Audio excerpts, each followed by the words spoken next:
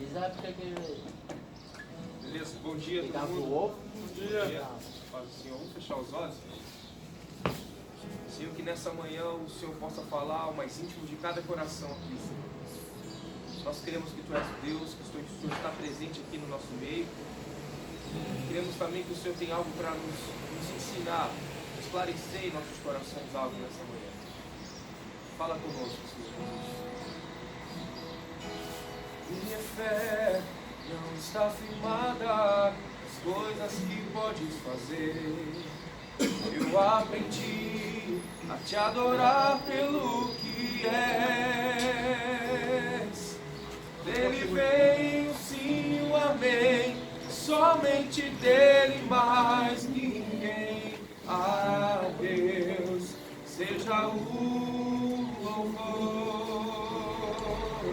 Se Deus fizer, Ele é Deus. Se não fizer, Ele é Deus. Se a porta abrir, Ele é Deus. Mas se fechar, continua sendo Deus. Se a doença vier, Ele é Deus. Se curado eu for, Ele é Deus. Se tudo der certo, Ele é Deus. Mas se não der, continua sendo Deus. Minha fé não está firmada nas coisas que podes fazer. Eu aprendi a te adorar pelo que és. Dele vem o sim, o amém, somente dele, mais ninguém. A Deus seja o louvor.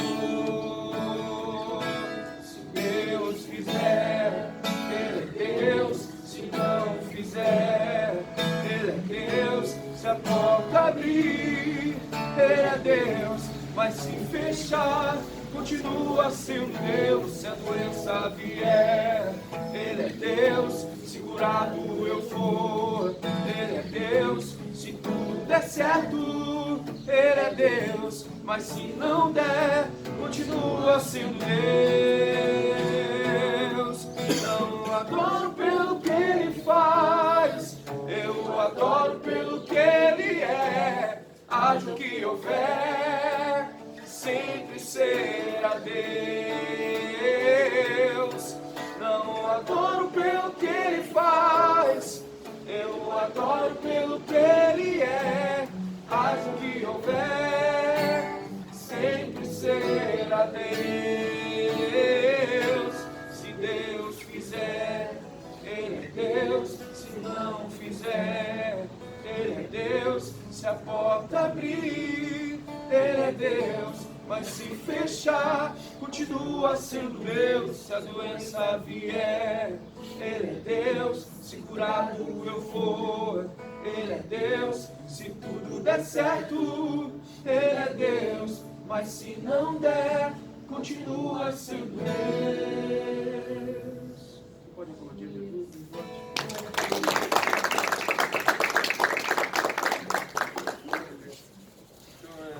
Bom estar aqui, viu, gente? Muito bom conhecer pessoas que eu não conheço. Meu nome é Guilherme.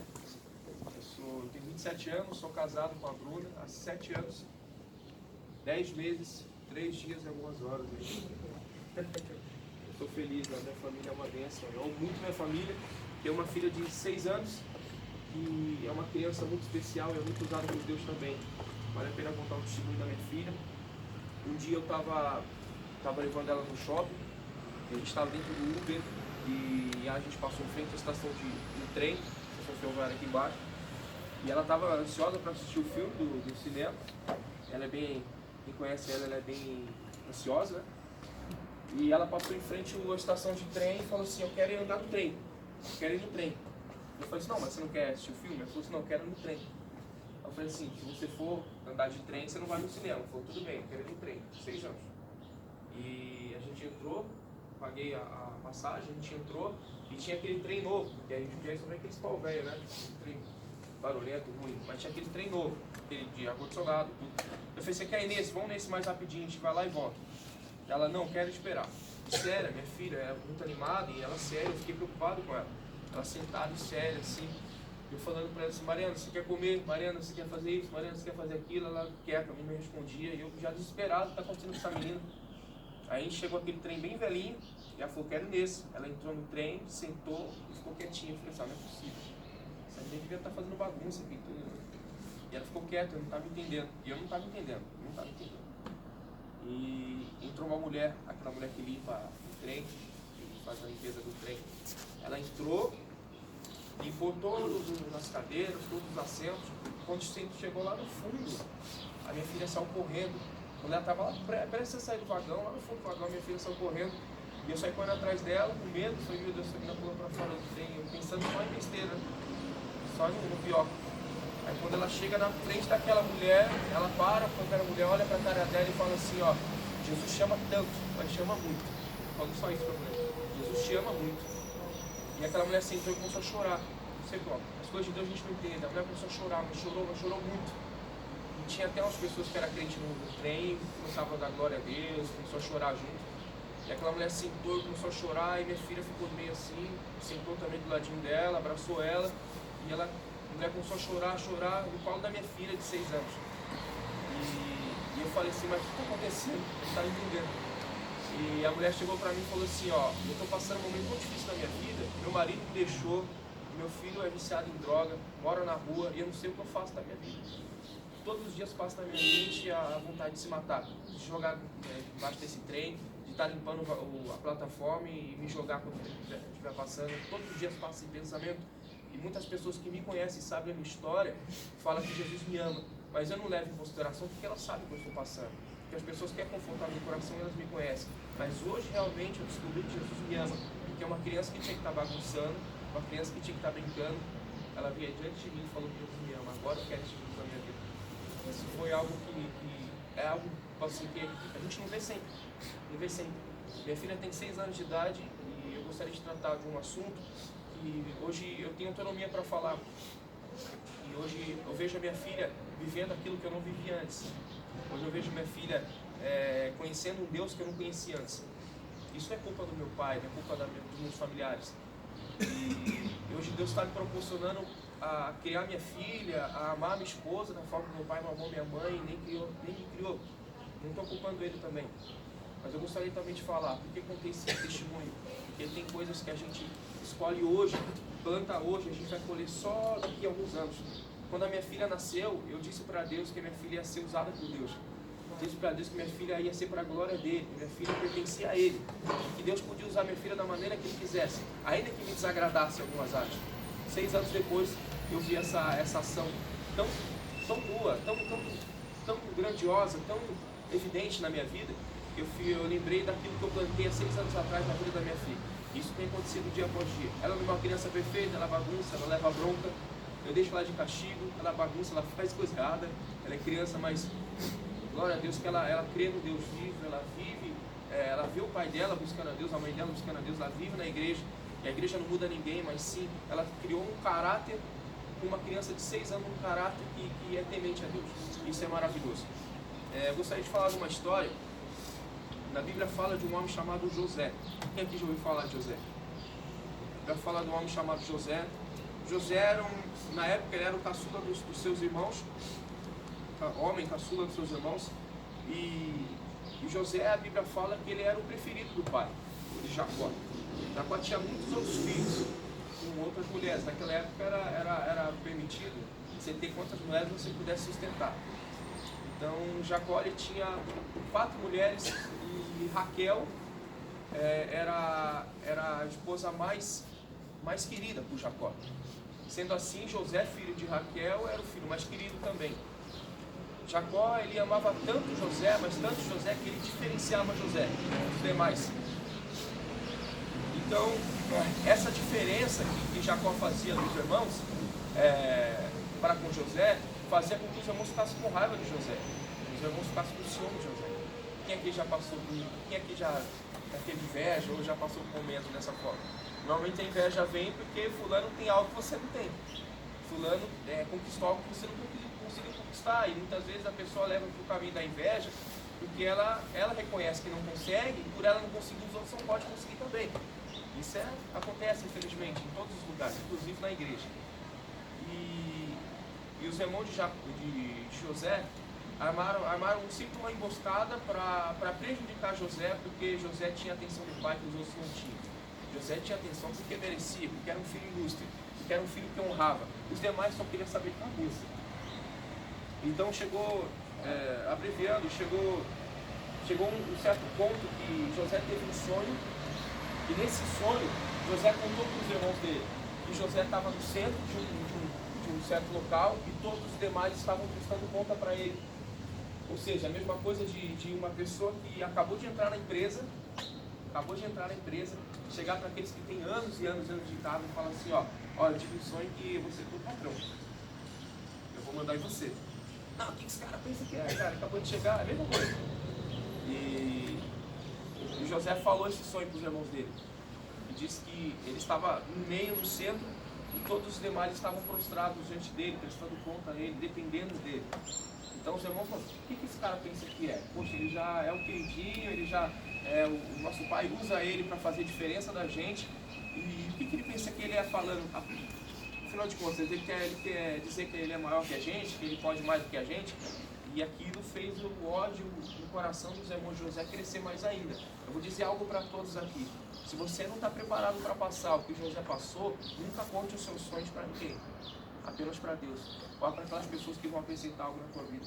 Não sai contando os teus sonhos para as pessoas, que muitas vezes a pessoa pode jogar um balde de água fria em você. Ou muito pelo contrário, tem inveja de você. Isso é nítido, tá? E José, então, ele chegou a certo ponto de ser tão odiado pelos irmãos, no caso dos irmãos tramar uma morte contra José. Aqui no versículo 37, no capítulo 37 de Gênesis, no versículo 20, Gênesis 37 e 20, a Bíblia fala que José estava indo em busca dos irmãos dele, ou seja, José servia os irmãos. José levava alimento para os irmãos. Quando os irmãos estavam lá cuidando do pasto do pai dele, José percorria uma distância tão grande para levar alimento para os irmãos dele, porque ele tinha essa missão também, ele tinha esse trabalho. Então, aqui no capítulo 37 do livro de Gênesis, no versículo 20, a Bíblia fala assim, quando José estava vindo diante dos irmãos dele, o 19 fala assim, disseram os irmãos, lá vem um sonhador. E no versículo 20 fala assim, vamos matá-lo agora, o próprio irmão, vamos matar esse sonhador. Depois joguemos o corpo num poço seco e diremos que um animal selvagem o devorou. Assim veremos no que vai dar o sonho dele. Eu vou matar ele porque o sonho dele não se cumpre. Ou seja, tem tanta coisa que acontece dentro de uma família, irmão contra irmão, filho contra pai. Quem já viu isso? Eu já vi muito isso. E a Bíblia fala a história de José. Os irmãos pegou José, em vez de matá-lo, um se levantou, o irmão mais velho se levantou e falou assim, vamos fazer o seguinte, vamos só jogar ele nesse poço aqui, e vamos falar para o nosso pai que o animal devorou ele. Ponto. Jogou ele no poço, aí quando jogaram ele no poço, viu uma carreata de escravos passando. Então vamos fazer melhor, vamos vender o nosso irmão como escravo. E vendeu José como escravo. Chegou diante de Jacó e falou para Jacó, um animal devorou ele no caminho, aconteceu alguma coisa. Levou a túnica dele lá toda ensanguentada e falou assim, um animal comeu ele no caminho, aí devorou ele e você perdeu seu filho. O Jacó ficou desesperado, ficou arrasado, mas as coisas passaram. Então José foi vendido como escravo. José ficou 7 anos como escravo, até que veio um oficial do Egito, naquela época a potência da terra, um oficial do Egito chamado Potifar. E Potifar achou graça em José e chamou José para ser escravo dele, dentro da casa dele, como fosse o mordomo.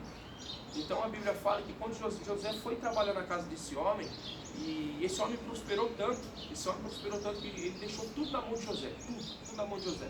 E tudo que José fazia para Potifar dava certo, tudo dava certo, porque Deus estava na vida de José.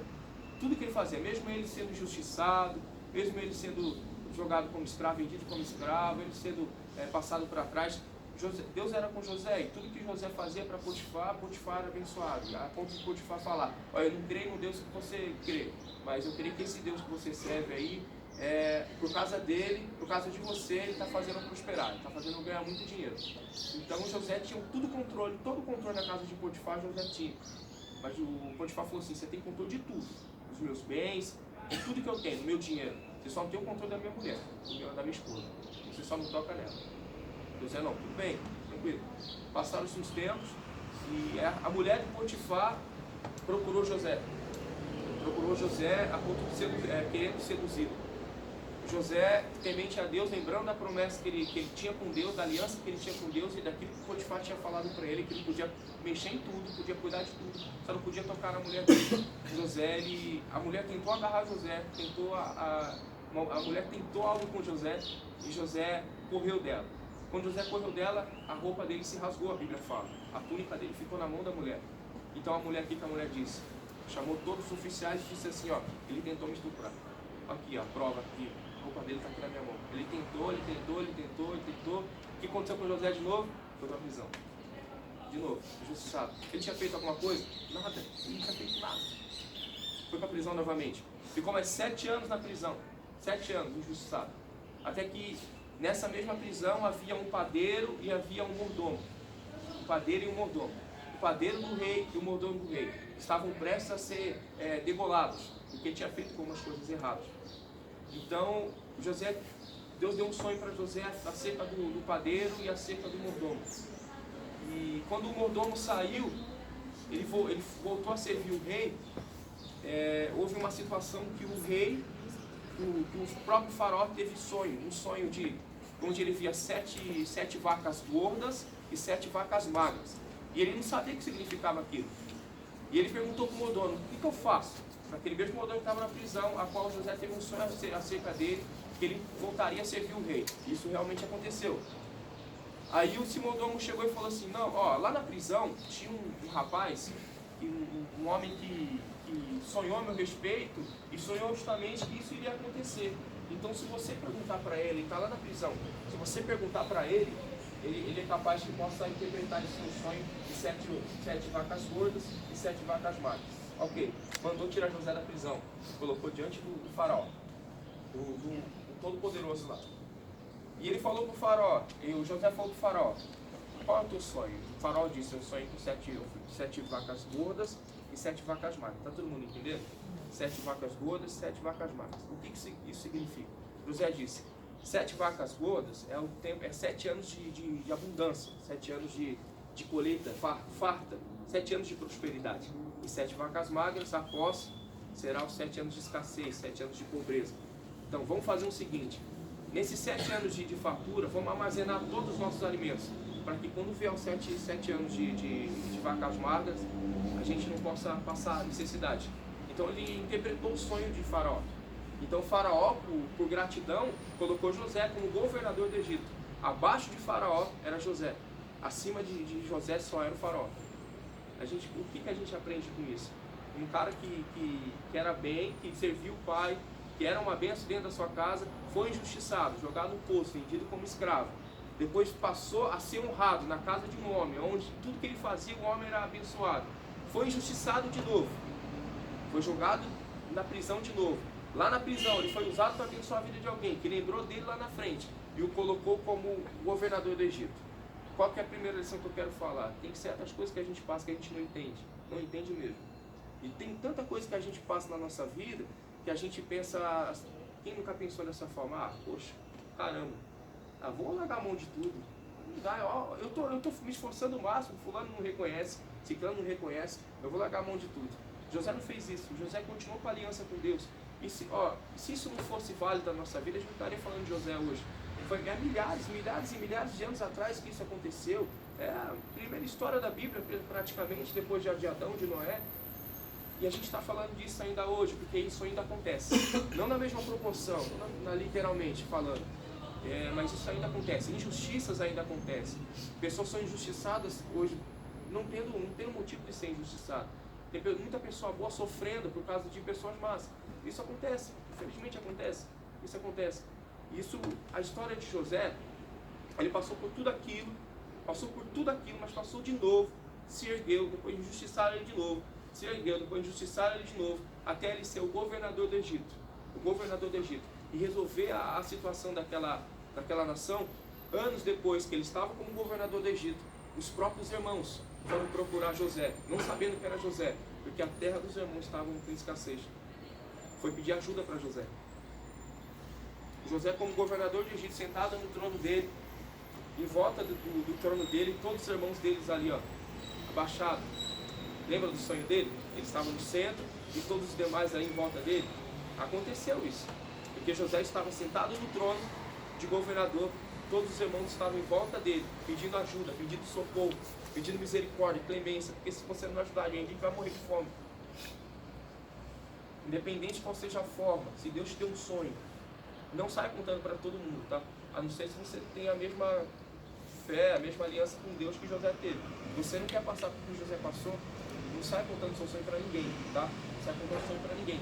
Mas uma coisa é certa, se Deus te deu um sonho, independente da forma que isso vai se cumprir, ele se cumpre mesmo, como se cumpriu na vida de José. José passou por tudo aquilo, para que lá na frente a família dele não viesse passar fora, a família dele não viesse perecer, não viesse morrer, não viesse deixar de existir. Isso me leva a lembrar de uma situação da minha vida. Eu queria entrar num tema aqui que talvez é muito desconfortante para todos nós, talvez, que é o perdão.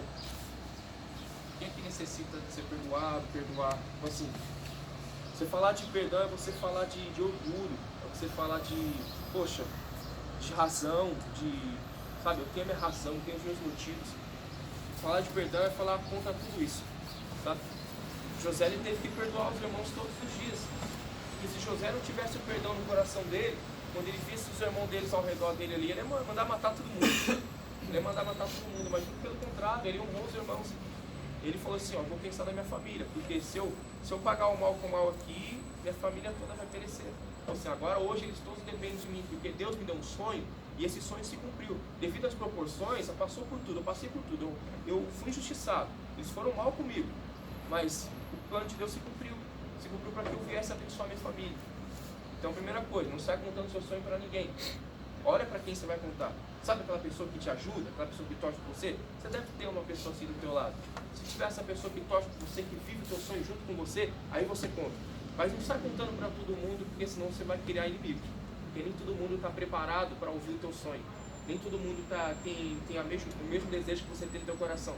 Nem todo mundo tem a mente que você tem, nem todo mundo quer chegar onde você quer chegar, tá? Então, isso enquadra na minha vida, cara, de uma maneira tão grande, que quando eu tinha, vou contar um testemunho meu, quando eu tinha, dos meus 9 até os 14 anos de idade, dos 9 até os 14 anos de idade, acho que eu não lembro, 2, 3 dias, que eu não lembro que meu pai não agredia a minha mãe todo dia, e não fazia a gente passar vergonha. Eu não lembro um dia, dos 9 aos 14 anos de idade, que o meu pai não cometia algo assim todos os dias. Eu só não via meu pai batendo na minha mãe ou agredindo ela com palavras, que era pior do que com uma agressão física, quando eu estava passando as férias na casa da minha avó. Aí eu ficava lá 15 dias lá e eu não via nada. Mas tirando isso, todos os dias eu via isso dentro da minha casa. Todos os dias mesmo. Eu tenho 2 irmãos, o Gustavo e o Fabrício. E todos nós sofríamos muito, mas o que mais sofria era eu, porque os meus irmãos, ele demonstrava aquilo, ele chutava as coisas, brigava e quebrava tudo em casa. Mas eu ficava com aquilo dentro de mim, não falava nada mesmo. E dos 9 aos 14 anos de idade, todos os dias eu passava vergonha dentro da minha casa. A gente morava num prédio, e todos os meus colegas de escola moravam no mesmo prédio que eu. E tinha briga todo dia, mas briga mesmo, feia. E todos os dias de manhã, as mães dos meus colegas chegavam para mim e falavam, nossa, como que você aguenta? Todo dia, como que você aguenta? Levava eu passear, porque achava que eu estava com remorso, que eu ia desandar nas drogas e tudo mais. Porque era todo dia, vergonha todo dia. Eu lembro um dia que era reunião de pais, meu pai pulou o muro da escola e falou assim, ó, se o senhor receber alguma reclamação tua, eu dou com essa cadeira na tua cabeça. Falou pra todo mundo. Pegou a cadeira assim, eu vou te bater na frente de todo mundo. E tava chapado, loucão. E aquilo me feria muito, sabe? E eu não demonstrava aquilo, tá tranquilo. Tipo assim, quem me visse não tem nada com isso. Mas o tempo foi passando e eu fui criando um ódio muito grande do meu pai. Mas muito grande. Um ódio tremendo. Sabe, um ódio mesmo, sabe? Ódio. Mesmo assim, ele estava perto de mim e eu conversava com ele normal, mas eu tinha ódio dele. Ódio dele. E não se espante que eu vou falar, eu sonhava em matar meu pai. Sonhava. Meu sonho era matar ele.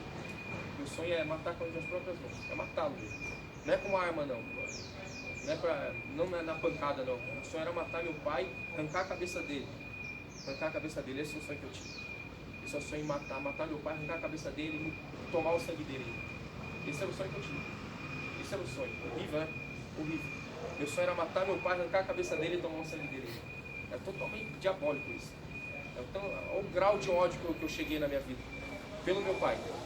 E quando você tem ódio de alguém, quando você tem algo contra alguém, você não consegue ver valor nessa pessoa. Não importa se a pessoa faz algo ali que vai mudar a tua história. Não importa se a pessoa te dá R$1 milhão. Você enxerga ela mal, não adianta. Não importa o que ela faça, você vai ver os defeitos dela. Você vai ver o quanto ela não presta. Né? E era assim com meu pai. Essa história de José se equipada muito na minha vida, na questão do perdão. E meu pai, ele não fazia por onde, assim, só fazia eu passar vergonha. Nunca deixou nada faltar pra mim, nada, mas ele, assim, ele era um péssimo pai na questão de legado, questão de exemplo. Então eu tinha um ódio tão grande dele, mas tão grande dele, mas tão grande. Você entender o ódio que eu tinha dele, todo dia eu sonhava que eu estava matando ele. Todo dia eu sonhava, eu tinha sonho que eu estava matando ele. E eu acordava feliz, eu sonhei aquilo. Porque eu tinha certeza que se eu matasse meu pai, o meu sofrimento ia acabar. Eu não ia mais passar vergonha, meus irmãos não iam mais sofrer, minha mãe não ia mais sofrer, eu sabia que minha mãe sofria muito. E aí, com 14 anos de idade, eu fui para a igreja num dia. Eu não queria ir para a igreja, eu fui para a igreja meio que forçado. E para agradar o meu tio, que eu gostava muito dele, meu tio sabia da situação que eu passava. Então eu fui para a igreja e o pastor lá da igreja estava pregando a palavra de Deus. E ele falou assim que você ter ódio de alguém é a mesma coisa você tomar um copo de veneno e esperar que outra pessoa morra. Se eu tenho ódio da Vanessa, é a mesma coisa eu tomar um copo de veneno e esperar que a Vanessa morra. Então vai fazer mal só para mim. E aquela frase simples, corriqueira, ficou na minha cabeça, não saiu. E nessa mesma noite, eu tinha o desejo de matar meu pai. Falei, hoje não passa, hoje eu pego ele na cama dele lá e dou uma facada nele, ponto. Eu tenho um ódio muito grande, sabe? Mas quando eu fui para a igreja, as coisas até piorou. Fui para a igreja, fiquei, nossa, um ódio muito grande. E naquele dia que eu levantei de madrugada, que eu perdi o sono, eu fui ver se meu pai estava na cama dele e ele não estava. Já era 3h20 da manhã, ele não estava na cama dele. Não estava. Aí quando eu vi que ele não estava na cama dele, minha mãe estava só, eu fiquei com medo. Eu falei, nossa, em vez de bater uma raiva, a mesma proporção da raiva veio o remorso. A mesma proporção da raiva veio o medo.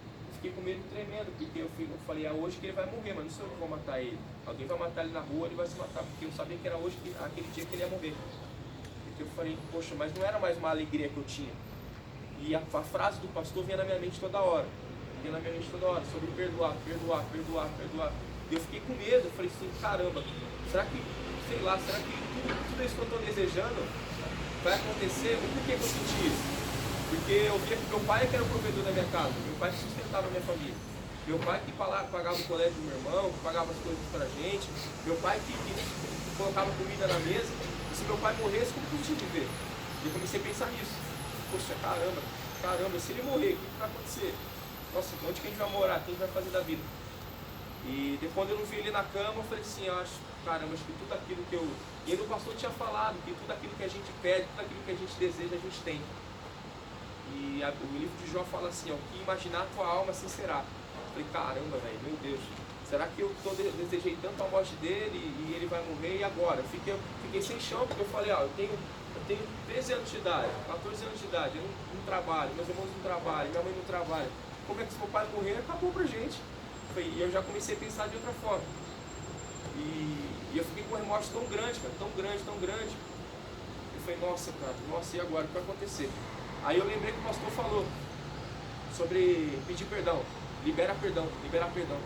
Aí nessa madrugada, eu estava tão apreensivo, na madrugada eu ajoelhei na cama e falei assim, Deus, eu nunca falei com você, nunca falei com o Senhor, nunca falei, nem sei se o Senhor existe mesmo, eu falei para ele, mas eu perdoo meu pai, o que o pastor lá falou eu vou fazer, eu perdoo meu pai, ponto, eu perdoo ele, ponto. Hoje é uma nova história que está sendo escrita, eu viro a página e ponto. Eu não vou mais lembrar, eu não vou jogar mais na cara dele e não quero ter mais sonhos de matar ele não. Ponto. Quando eu fiz essa oração, era 3h20 da manhã mais ou menos. Eu fiz essa oração, eu senti uma paz tão grande no meu coração que eu voltei a dormir. Aí deu umas 6h30, 7 horas da manhã, meu pai me acordou. Falou, Guilherme, eu falei, fala. Ele falou assim, Deixa eu te contar uma coisa. Eu tava no trabalho, eu perdi a chave do carro, eu tava muito bêbado. E eu vim andando. Aí eu cortei o caminho pelo trilho de trem. Só que eu tava muito cansado. Muito cansado. E eu sentei para descansar. E eu encostei a cabeça na parede e ia dormir. Mas sempre quando eu fechava os olhos para dormir, você vinha na minha cabeça. Sempre quando eu fechava os olhos para dormir, você vinha na minha cabeça. Eu falava, vou descansar, estou muito cansado. Eu fechava os olhos, você vinha na minha cabeça. Você vinha na minha cabeça. Eu falei, como assim? Ele falou assim, parecia que você estava falando que estava me perdoando. E quando eu fechava os olhos, você vinha na minha cabeça, até que eu falei assim, não, eu vou lá falar com ele. Meu pai levantou, ele andou uns 50 metros, o trem passou onde ele estava deitado. Ele estava deitado, o trem passou. Ele estava deitado no trilho de trem. Aí quando ele levantou, ele andou uns 50 metros, o trem passou. Sabe que quando o cara está bêbado, ele deita, ele capota, ninguém acorda ele. Assim, mas se meu pai tivesse deitado naquele trilho de trem lá, ele estaria morto hoje. Aquilo que eu desejava tinha acontecido. Mas daí, qual que é o mais incrível da questão? É que meu pai disse para mim que quando ele levantou, que hora que mais ou menos era? Mais ou menos umas 3h20 da manhã, 3h30 da manhã. A hora que eu estava orando por ele. Quando eu estava orando pelo meu pai, eu orei por ele e falei, Senhor, perdoa meu pai. Deus livrou meu pai da morte. Deus livrou meu pai da morte, eu creio nisso. Livrou meu pai da morte. Meu pai foi até em casa, olhou para mim, começou a chorar e falou assim, a partir de hoje eu nunca mais bebo. A partir de hoje eu nunca mais elo dentro da sua mãe. A partir de hoje eu nunca mais vou fazer essa vergonha. Nunca mais. Nunca mais. Aí eu falei pra ele, nossa, eu tinha um desejo de te matar. O meu desejo era matar você, arrancar a tua cabeça. Mas acabar com a tua vida. Esse era o meu desejo. Um ódio tão grande no meu coração. Mas quando eu falei, eu te perdoo, tudo mudou. Tudo mudou. Tudo mudou. Eu acho que isso vale a pena contar. Eu não me orgulho do que eu vivi antes. Tipo assim, hoje eu amo meu pai, a gente conversa tranquilo, de boa, tranquilo. Hoje o Juliano falou um negócio pra mim um dia que Deus falou muito comigo também, que ele falou que quando você quer proporcionar para o teu filho o que teu pai não proporcionou para você, você não perdoa seu pai.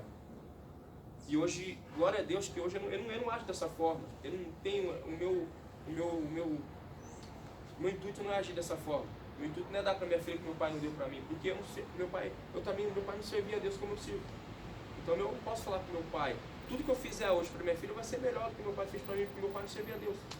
E hoje eu sirvo a Deus. E hoje a minha intenção é influenciar meu pai a servir a Deus comigo, porque ainda dá tempo. Ainda que a idade seja avançada, ainda dá tempo de ele mudar a história dele. Como ainda dá tempo de todo mundo mudar a história aqui nesse lugar. Eu não sei o que é no teu coração. Eu não sei se há algum remorso do passado, de pai, de amigo, até mesmo entre irmãos no trabalho. Eu não sei se alguma coisa alguém fez para você e o teu coração hoje se encontra tão ferido. Quando você pensa em tal pessoa, teu coração lhe ferve em ódio, em raiva, em desconforto. Eu acho que isso não é a saída que Deus tem pra gente. Quando a gente libera perdão, a gente reconhece realmente quem nós somos. Quando a gente libera perdão, a gente reconhece realmente qual é o nosso